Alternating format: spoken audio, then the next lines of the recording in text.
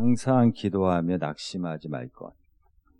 그러니까 문제는 이제 다 있죠. 문제 없는 뭐 가정이 없고, 다 교회에도 문제가 있고, 인생은 다 문제가 있는데, 근데 이제 확실한 것은 그 문제는 반드시 해결이 됩니다. 근데 또 문제는 뭐죠? 언제 해결될지 몰라서 그렇지 반드시 해결이 되거든요. 그래서 믿음은 뭐죠? 그래서 원래 믿음이라는 뜻이 견딘다는 뜻이에요. 그래서 그러니까 여러분이 가지고 있는 문제는 반드시 해결이 돼요. 근데 그 해결되는 그 문제가 해결되기 위해서는 반드시 필요한 게 시간인 거죠. 시간. 그래서 앞길이 막막할 때 우리가 할 수 있는 건 딱 하나밖에 없어요. 그냥 견디는 거예요. 시간을 견디는 건데, 그래서 믿음을 견디는 건데, 근데 중요한 거는 이제 어떻게 견디느냐, 이게 중요한 거죠. 그 시간을 어떻게 견디느냐. 그래서 문제가 있으면 가정도 싸우거든요. 교회에서도 다투고, 문제가 생기면 개인적으로도 그 문제를 견뎌야 되는데 자꾸 잊으려고 그래요. 그래서 술로 세월을 보낸다든지, 도박으로 세월을 보낸다든지. 그러면 그게 그만큼 늦어지는 거예요. 그럼 더 문제는 악화가 되고 그건 견디는 게 아닌 거죠. 그래서 그리스도인에게 믿음이라는 건 뭐냐면 막막한 현실이 있을 때 그 현실을 견디는 게 믿음인데 우리는 기도하면서 견디는 거죠. 너무 단순하지만 이게 진리고 성경 안에 있는 모든 위대한 신앙의 인물들은 다 이 과정을 통해서 이 방법으로 고난을 축복으로 바꾸기도 하고 그리고 가장 좋은 때에 좋은 것을 응답받게 되는 것이죠. 오늘 본문에도 이제 앞날이 보이지 않는 사람이 나와요. 한나인데 근데 한나의 남편이 엘가나인데 이제 부인이 둘이 있잖아요.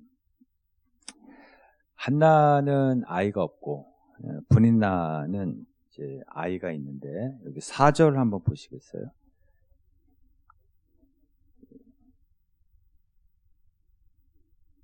그 브닌나와 그의 모든 자녀에게 여기서 그의 모든 자녀라는 말은 원래 원문에는 그의 모든 아들들과 딸들이란 말이에요. 아들들이라는 건 최소한 2명 이상이잖아요. 딸들이라는 건 2명 이상이잖아요. 그러니까 최소 브닌나는 4명 이상의 자녀가 있었다라는 것이죠. 근데 한나는 어때요? 5절에? 아이가 없는 거죠. 그런데 이제 한나가 아이가 없는 것에 대해서 브닌나가 어떻게 해요? 6절에 보면 적수인 브닌나, 적수, 라이벌 와이프, 브닌나가 격분하게 하고 괴롭게 하는 것이죠. 근데 이 브닌나하고 그 한나의 갈등의 원인은 사실 첫 번째는 남편에게 있는 거예요. 왜냐하면 에브라임에 살고 있는 레위 지파예요. 레위 지파는 아내를 둘을 둘 수가 없는데 물론 이제 아이가 없어 그랬는지 모르겠지만은 레위 지파인데 아내가 둘이에요. 그러면서 지금 위로한다고 그 8절에 보시면 남편 엘가나가 한나를 어떻게 위로해? 어찌하여라는 말이 몇 번 나와요. 어찌하여 3번 나와요. 3번. 이 어찌하여라는 말은 한나를 사랑하는 마음이 담긴 거죠. 그래서 어찌하여 위로하지만 사실은 뭐예요? 이게 병 주고 약 주는 거예요. 원인이 사실 첫 번째 원인이 남편에게 있는 거거든요. 그리고 지금 이 엘가나가 한나에게 갑절을 줘요. 5절에 보면. 그 눈치가 없는 거죠. 자기가 한나에게 잘하면 잘할수록 분인나는 더 괴롭히는 거죠. 예. 지금 이게 한나의 상태거든요. 그러니까 한나의 인생은 그 시대의 관점으로 보는 거예요. 그 시대의 관점으로 보면 진짜 처절한 인생이에요. 딱한 인생이고 어두운 인생이라는 거죠. 왜냐하면 이 시대에는 이 시대에요. 몇천 년 전 이 시대에 또 이 문화권에서는 아들 낳는 게 너무 중요한 거예요. 죄송한데 이 시대에는 아들을 낳지 못하면 여자로서 자격이 없는 그런 시대에 딸도 소용없어요. 딸도. 아들 낳아야 돼. 아들, 오직 아들. 지금이야 뭐 딸이 없으면 불쌍하다고 하지만 이 시대에는 우리나라도 몇십 년만 해도 딸 낳으면 끝순이라고 이름 짓기도 했다면서요. 이제 딸 그만 낳으라고. 이 시대에 아들 3명 나오면 영웅이에요, 영웅. 아무도 눈치가 없으시네요. 그런데 이 지금 한나의 이 현실이 지금 고통스럽고 미래가 보이지 않아요. 근데 이 원인이 누구에게 있어요? 이 한나의 불임의 원인은 누구에게 있어요? 5절에 하나님에게 있는 거예요. 하나님이 임신하지 못하게. 남편의 문제가 아니에요. 만약에 남편에게 문제가 있었다면 분인나도 아이가 없어야죠. 요즘 같으면 뭐 병원이라도 갈 텐데 답답하니까. 뭐 이때는 의학도 뭐 발전되지 않았으니까 진짜 한나는 어찌 해야 될지 모르는 거예요. 그래서 한나가 이 문제를 어떻게, 이 막막한 문제를 어떻게 돌파해요? 10절에 어떻게 돌파해요? 괴로워서 어떻게 여호와께 기도하고 통곡하잖아요. 그리고 12절에는 오래 기도하면서 기도하고 잠깐 기도하지 않았어요. 오래 기도하면서 통곡하는 거예요. 기도와 통곡으로 이 문제를 돌파하는 것이죠. 그러니까 우리의 인생에도 다 불임의 문제가 있잖아요. 다 불임의 똑같은 거 아니겠어요? 막막한 문제 있잖아요. 그럴 때 그 문제를 어떻게 돌파하냐, 어떻게 견디느냐가 그게 믿음이에요, 믿음. 그 사람의 믿음을 보는 거죠. 이 불임의 문제로 인해서 남편 닥달한 여자 있죠. 성경에. 누구예요? 라헬이잖아요. 라헬이 뭐라 그래요? 야곱에게. 나로 아이를 낳게 하라 그러죠. 그렇지 않으면 죽겠다고 그래요. 나 죽어버릴 거야. 나로 하여금 아이를 낳지 않게 하면 나 죽어버릴 거라고. 나로 하여금 자식을 낳게 하라고 남편에게. 그러면서 머리 막 벽에 쳐박고 그랬을 거예요. 숨 안 쉬고 막 그냥 죽겠다고. 그러니까 야곱이 뭐라 그래요? 그대로 임신하지 못하게 한 사람 누구라고요? 하나님이시다. 기도하라는 얘기죠. 기도하라고. 근데 라헬은 남편 닥달하는 거예요. 요즘 같은 병원인이라도 있으면 같이 갈 텐데 얼마나 답답하면 그게 그 시대였어요. 그런데 한나는 여기 10절 다시 한번 보시면 기도하고 괴로워서 기도하고 통곡했는데 이 불임의 문제를 가지고 그래서 18절에 보면 얼굴이 어떻게 됐어요? 문제는 해결되지 않았지만 얼굴이 다시 밝아졌어요. 근심이 사라졌어요. 일단은 마음의 응어리, 답답함이 일단 마음의 평안이 온 거죠. 근데 여러분에게도 다 불임의 문제가 있잖아요. 안 풀리는 문제들. 여러분 기도하지 않고 견디면 어떻게 돼요? 기도하지 않고 견딜 때 한나의 모습도 어때요? 울고 먹지 않잖아요. 괴로워하잖아요. 기도하지 않고 문제를 견디면은 다 우울하고요. 좌절에 빠지고요. 그 문제 때문에 원망하고 반발하고 우라통 터지고 다 그러는 거예요. 그래서 견디는 그 시간에 반드시 있어야 될 것이 있는데 그게 바로 기도예요. 기도. 여러분에도 다 불임의 문제가 있잖아요. 아이들 문제 안 풀리는 거, 집 문제 안 풀리는 거, 돈 문제 안 풀리는 거, 직장 문제 안 풀리는 거, 취업, 결혼 문제, 이거 다 불임의 문제. 안 풀리면은 그 불임이죠. 막막한 게 불임의 문제 아니에요. 그 문제는 반드시 풀려요. 근데 언제 풀릴지 모르는 거예요. 그래서 믿음은 견디는 건데 세상은 그 시간을 잊기 위해서 막 이상한 곳으로 빠지는데 그리스도는 기도하면서 견뎌요. 그 견디는 그 시간에 반드시 기도가 있으면 때가 되면 하나님이 가장 좋은 때 가장 좋은 것으로 여러분의 인생의 문제를 해결해 주실 줄로 믿습니다. 우리는 다 그렇게 얘기를 해. 예, 답답하고 막막하면 끝났어. 예, 스스로 자기를 매장시켜. 예. 근데 사실은 견디면서 기도하면 매장이 아니라 뭐라 그랬죠? 파종이라고 그랬잖아요. 그 견디면서 기도하는 그 시간 씨를 뿌리는 거예요. 그 때가 되면 가장 좋은 때에 그때 드린 기도로 100배의 결실을 하게 되는 거예요. 그래서 이런 글이 있어요. 제가 어디서 본 글인데 뉴욕은 캘리포니아보다 3시간이 빠르대요. 그런데 캘리포니아가 뉴욕보다 뒤처진 것은 아니라는 거죠. 그 뉴욕의 시간대가 있고 캘리포니아의 시간대가 있는 거지 뉴욕이 뭐 3시간 빠르다고 더 발전한 것은 아니라는 거죠. 어떤 사람은 25세에 CEO가 되었다가 50세에 사망하는 사람이 있고 어떤 사람은 50세에 CEO가 되고 90세까지 사는 사람이 있대요. 뭐 하실래요? 둘 중에. 네? 둘 중에 뭐 하시겠어요? 다 자기의 시간대가 있다라는 거예요. 네. 존 F 케네디는 40대에 대통령 되고요. 40대에 죽었어요. 오바마는 55세에 은퇴하고 트럼프 보세요, 지금. 80세인데도 저렇게 큰 소리 치고 있어요, 지금. 예. 그래서 다 자기의 시간대가 있다라는 거예요. 예. 인생은 하나님의 사람들마다 다 시간대가 다르다라는 것이죠.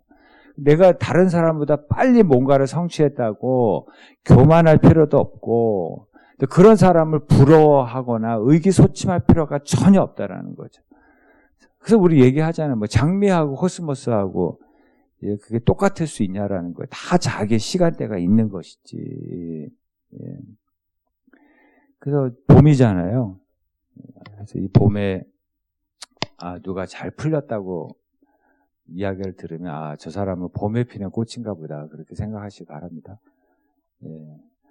가을이 와가지고 가을에 누가 잘 됐다는 얘기를 들으면 저분은 가을에 피는 꽃인가 보다. 자기의 시간대가 다 있다라는 거예요. 여러분의 시간대가 다 있어요.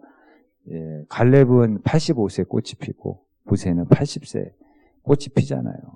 기도하고 견디고 눈물 흘리다 보면 하나님의 때에 여러분의 인생에도 다 꽃이 피고 응답되는 날이 반드시 온다라는 것이죠. 하나님은 어떤 분이세요? 마태복음 7장 보시면은 구하라 그러면 얻을 것이고 찾으라 그러면 찾을 것이고 두드리라 그러면 열리는데 뭘 주세요? 좋은 것을 주신다 그러죠. 예. 악한 자도 자기 자식에게 좋은 것을 주는데 구하고 하나님께 찾고 인내하고 눈물 흘리는 여러분들에게 하나님께서 가장 좋은 것을 주실 줄로 믿습니다. 시편 85편 12절에도 여호와께서 여러분에게 뭘 주세요? 좋은 것을 주십니다. 시편 84편 11절도 한번 볼게요. 하나님께서 여러분에게 뭘 주세요? 좋은 것을 아끼지 아니하신다. 하나님은 응답하시는데 어떤 것으로 응답하세요? 좋은 것으로. 그래서 우리 말씀드리잖아요. 하나님 구하는 것을 주시는 것이 아니라 뭘 주신다고요? 좋은 것을 주세요. 좋은 것을. 하나님 여러분에게 좋은 것을 주십니다. 구하는 것을 주시지 않고 좋은 것을 주십니다. 내가 좋은 거, 아이들이 자기가 좋은 거 모르잖아요. 그래서 엄마가 주잖아요. 엄마가. 우리가 좋은 것을 몰라요. 그래서 우리가 하나님 앞에 구할 때 좋은 거 달라 그래야 돼요. 내가 원하는 것 주지 마시고 내 인생에 진짜 좋은 것은 하나님만이 아신다는 거죠. 우리가 이렇게 보는 빛도 이 빛의 95%를 우리의 눈으로 못 본대요. 5%만 본대요. 5%. 자외선, 적외선 눈에 안 보이잖아요. 5%만 보는 거예요. 우리가 볼 수 있는 건 5%인데 5% 가지고 보면서 이 좋은 게 나쁜 거 어떻게 구분할 수 있겠어요? 예. 그러니까 하나님은 처음과 끝과 전체를 보면서 내 인생에 가장 좋은 것이 무엇인지를 알고 계시고 가장 좋은 때에 여러분에게 좋은 것을 주시는 하나님이시라는 것이죠. 히브리서 4장 16절에도 우리가 긍휼하심을 받고 그다음 뭐예요? 때를 따라 돕는 은혜. 우리 아까 갈라디아서 6장 9절에도 하나님이 언제 주세요? 때가 이름에 거두리라. 가장 좋은 때는 누가 알고 계세요? 하나님이 알고 계십니다. 가장 좋은 때 가장 좋은 것을 주십니다. 가장 좋은 때는 오늘 밤이 아니에요. 가장 좋은 때는 이번 주가 아니에요. 우리는 막 내가 정해 가장 좋은 때를. 그리고 금식해. 그리고 하나님이 협박해. 가장 좋은 때를 내가 정해서 금식하는 건 하나님이 협박하는 거예요. 오늘까지. 안 되면은 철야기도해. 안 되면 또 뭐 산기도까지 가가지고 막 하나님이 협박해. 그거 아니에요.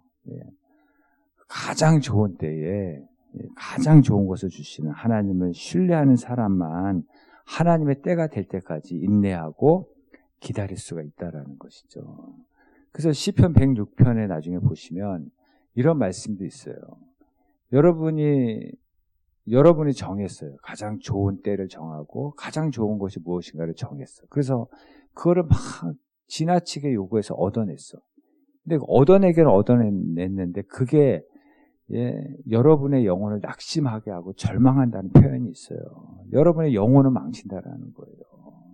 그래서 가장 좋은 때와 가장 좋은 것은 하나님이 알고 계시고 그때 주시는 거예요. 그래서 그때까지 견디고 기다리고 하나님을 신뢰하는 것이 그래서 믿음이라는 거예요. 그래서 믿음이 있는 자만 하나님이 주시는 가장 좋은 것을 얻을 수가 있다라는 것이에요. 하나님을 신뢰하지 못하면 얻기는 얻어요. 근데 그것이 내 인생을 망쳐요. 내 영혼을 망치게 된다라는 것이죠. 여러분, 내일 미국 가려면 오늘 어떻게 해야 돼요? 예? 짐 싸야 돼요? 짐 싸야 돼요. 짐 싸고 어디, 짐 싸고 뭐 해야 돼요? 비행기 타야죠. 내일 미국 가려면 오늘 짐 싸고 비행기 타셔야 돼요. 피곤해도 비행기 타야 되고, 낙심이 돼도 비행기 타야 되고, 바빠도 비행기 타야지 내일 미국에 가 있는 거예요. 그래야 그런 것처럼 여러분의 미래가 다 좋아지기를 원하잖아요. 우리는 다 자기 인생들이 좋아지기를 원하면서 현재 오늘 비행기를 타야 되는데 짐을 싸야 되는데 현재는 뭐 하고 있냐면 맨날 과거를 한탄하고 있어. 과거를 불평하고 있고 옛날에 왕년에 하면서 현재를 망치고 있어.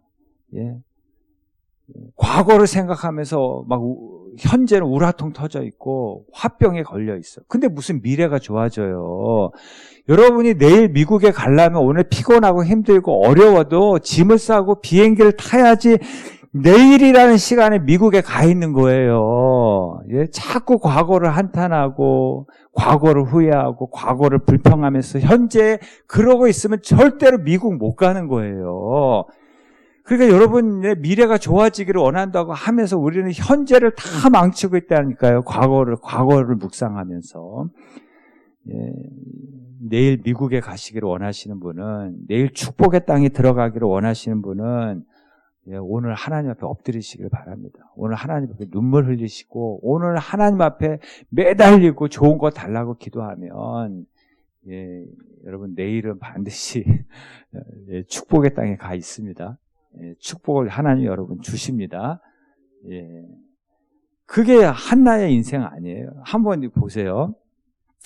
2장 21절 한번 보시겠어요? 2장 21절 보면 여호와께서 한나를 돌보시사 그로 하여금 임신해서 뭘 줬어요? 세 아들과 두 딸을. 그러니까 총 몇이에요? 세 아들, 사남 이녀를 주신 거야. 사남 이녀. 분이 나는 이남이녀. 예, 이 양으로 숫자로도 압도했어요, 지금. 예, 숫자 아무것도 없는 데서, 예, 이 마지막에 완전히 역전한 거예요. 예, 드라마 같은 은혜를 주시지 않습니까? 제발 드라마만 보지 말고 드라마 같은 은혜 좀 구하세요. 눈물 흘리면서. 여러분의 인생이 드라마가 돼야죠. 한나의 인생이, 한나 드라마 볼 시간에 지금 하나님 앞에 기도하고 통곡하잖아요. 그래서 그냥 한나의 인생이 드라마가 되지 않습니까? 우리도 지금 한나의 인생을 통해서 은혜 받고 있잖아요. 이 드라마틱한 인생을 보면서, 예, 맨날, 미래는 좋아지기를 원하면서 맨날 현재는 불평하고 원망하고 무슨 드라마예요, 드라마는. 예. 그 일본에 혹시 장훈이라는 사람 아시죠? 장훈. 그 야구 선수 유명한 일화가 있잖아요. 조센징 하면서 막 야유를 퍼붓는데 그러면서 타석에 들었었어. 근데 타석에 들어서 관중석을 이렇게 가리켰다면서요. 야구 방망이로. 예, 그리고 그쪽을 홈런을 친 거예요. 예. 여러분 세상에 우리를 응원합니까? 예. 세상은 여러분 우리를 야유합니다. 야유해. 누가 우리를 응원하고 누가 우리를 밀어줘요. 이 경쟁 사회 속에서. 예. 속은 다 예. 우리를 야유하고 견디기 어려운 현실이 있고 예. 근데 그 야유 속에서 타석에 들어서 더 서잖아요. 여러분 낙심하고 절망하고 힘들고 어려워도 오늘이라는 타석에 들어서야 돼요. 포기하면 안 돼요. 포기를 포기하시면은 예. 아니 타석에 들어서야죠. 홈런도 나오고 안타도 나올 거 아니에요. 오늘 내가 내 인생이 힘들고 내 인생이 절망스럽고 어렵고 사람들이 나를 야유한다 할지라도 예. 오늘이라는 타석에 들어서야지 여러분의 인생의 드라마도 펼쳐지고 안타도 나오고 홈런도 나오는 것이죠. 예. 사람들이 야유를 하고 세상이 우리를 야유해도 오늘이라는 타석에 들어서시기를 바랍니다. 포기하지 마시고 여러분의 인생을 하나님 앞에 기도하고 눈물을 흘리며 하나님의 은혜를 구하며 나갈 때 가장 좋은 때 가장 좋은 것을 주시는 하나님을 만나게 될 줄로 믿습니다.